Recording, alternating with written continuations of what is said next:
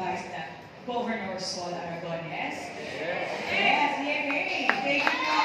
Thank you sa mga taga-suporta natin. Nandito ngayon. At syempre po, katabi ko po si Vice Governor Attorney J.M. Carait at aming mga bukal kasama namin ngayon dito.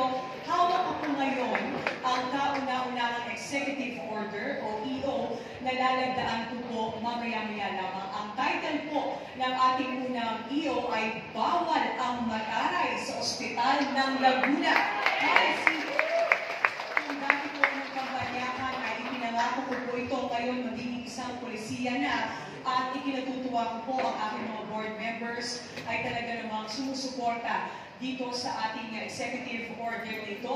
Ano ang ibig sabihin nito? Pagdating po sa mga pampublikong ospital ng lalawigan ng Laguna, maging sa mga RHU, maging sa mga health centers at iba't ibang government offices na may health concerns, ay bawal pong magtaray ang mga empleyado.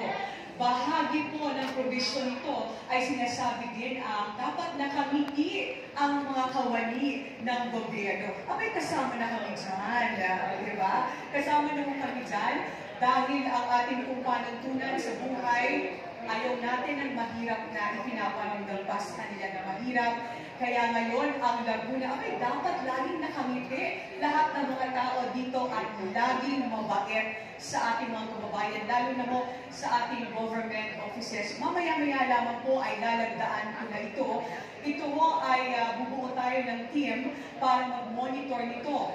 Dahil magiging isa na siyang polisiya kapag inaprubahan na po ng ating sanggunian, ay mayroong kaukulang parusa sa mga lalabang dito. Habang kung may parusa, ay may reward naman sa institusyon na talaga namang nagpapakita ng kabaitan sa paglilingkod sa ating mga kababayan. Bago ko lagdan ito, gusto ko pong ipakilala sa inyo ang ating Vice Governor at ang ating mga bukal na may kanya-kanyang advokasya na gusto rin gawin sa lalawigan ng Laguna.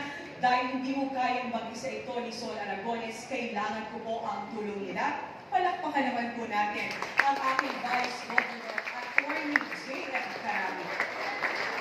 Maraming salamat po, Governor. At magandang hapon na po sa ating lahat at sa ating po mga viewers. Sa ating lalawigan ng Laguna, ang inyong mabanlingkod si Attorney J.M. Carait ay nakahanda po na sumuporta. Napakaganda po ang unang executive order po ng ating budihing gobernadora at yan po ay susuportahan po natin. At sa pagkakataong ito, ang inyong mabanlingkod po ay narito lang po at ako po ang magiging backbone at teammate na pabubulungan ni Governor Aragones para po pag may kailangan po siya basta sa batas. At lalong-lalo na po sa lalawigan ng Laguna, ayaw na ayaw din po ng inyong mabanlingkod na may naaapi at may injustice. So, muli sa ating mga kababayan, join me in our advocacy sa solidong samahan ng Sanggunian Panlalawigan. Maraming salamat po.